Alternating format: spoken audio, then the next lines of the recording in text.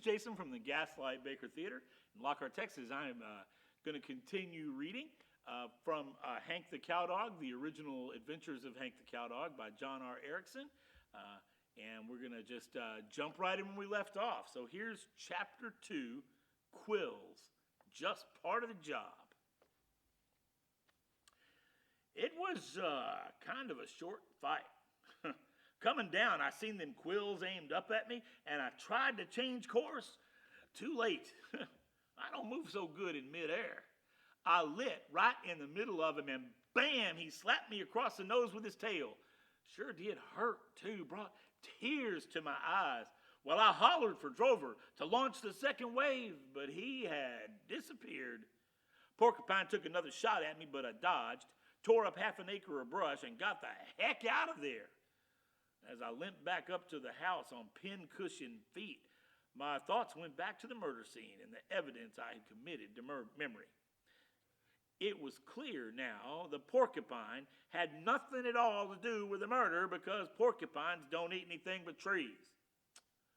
Drover had found the first set of tracks he'd come to and had started hollering about coyotes.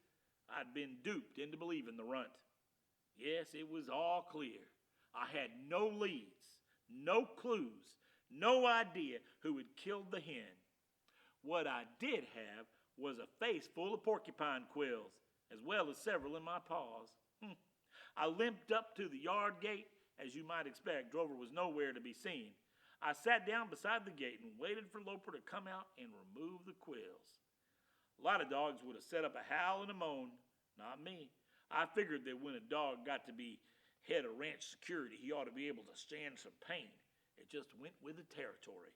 So I waited, and Loper didn't come out. Them quills was beginning to hurt. The end of my nose throbbed, felt like a balloon, made me feel awful restless, but I didn't whine or howl. Now, Pete the barn cat came along just then, his tail stuck straight up in the air and was rubbing along the fence, coming my way. He had his usual dumb cat expression on his face, and I could hear him purring. He came closer, and I glared at him. "Scram, cat!" He stopped, arched his back, rubbed up against the fence. "What's that on your face?" "Nothing you need to know about." He rubbed and purred, then he reached up and sharpened his claws on a post.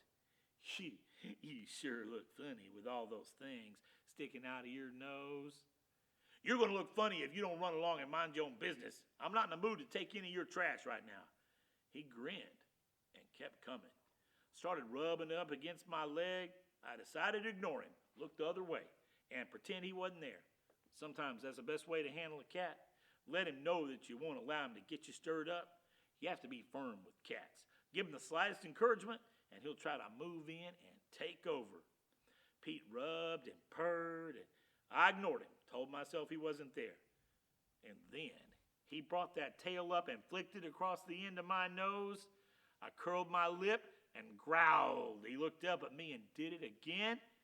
It tickled my nose. It made my eyes water. I had to sneeze. I tried to fight it back, but I couldn't hold it. I gave a big sneeze, and then Quill sent fire shooting through my nose. Kind of inflamed me, don't you see? And all at once, I lost my temper. I made a snap at him, but he was gone, over the fence into Salome's yard, which is sort of off limits to us dogs, even though Pete can come and go as he pleases, which ain't fair. With the fence between us, Pete knew he was safe. He throwed a hump in his back and hissed. And what was I supposed to do then? Sing him a lullaby? Talk about the weather? No, sir, I barked. I barked hard and loud just to let that cat know that he couldn't get me stirred up. The door opened and Loper stepped out on the porch. He was wearing jeans and an undershirt. No hat, no boots. He had a cup of coffee in his hand. "Hank, leave that cat alone." I stopped and stared at him. "Leave the cat alone?" Pete grinned and walked off, purring and twitching the end of his tail back and forth. I could have killed him. I whined and wagged my tail and went over to the gate where Loper could see my nose. He looked up at the sky, took a drink of coffee, swatted a mosquito on his arm, looked up at the clouds again. I whined louder and I jumped on the gate so that he couldn't miss seeing that old Hank. his loyal friend and protector of the ranch, had been wounded in the line of duty. "Don't jump on the gate," he yawned, and went back into the house. 20 minutes later, he came out again, dressed for the day's work. I had waited patiently. My nose was really pounding by this time, but I didn't complain. When he came out the gate, I jumped up to greet him. Know what he said? "Hank, you stink. You been in the sewer again?" And he walked on down to the corral. Didn't see the quills in my nose. At last, he saw them. We were down at the corral. He shook his head and muttered, "Hank, when are you going to learn about porcupines? How many times do we have to go through this? Drover never gets quills in his nose." Well, Drover was a little chicken, and Loper just didn't understand. Nobody understood. He got a pair of fencing pliers out of the saddle shed, threw a leg lock on me, and started pulling. It hurt. Oh, it hurt. Felt like he was pulling off my whole nose, but I took it without a whimper.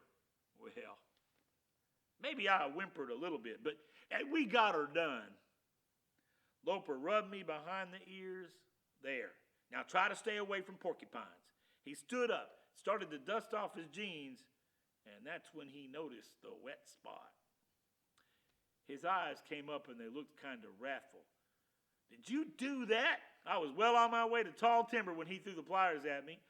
I couldn't help it. I didn't do it on purpose. The quills just got to hurting so bad that I had to let something go. Was it my fault that he had me in a leg lock and got in the way? Make one little mistake around the ranch and they nailed it to the wall. I laid low for a while, hid in the post pile, and nursed my nose. It was about 10 o'clock when Sally Mae discovered the murdered hen.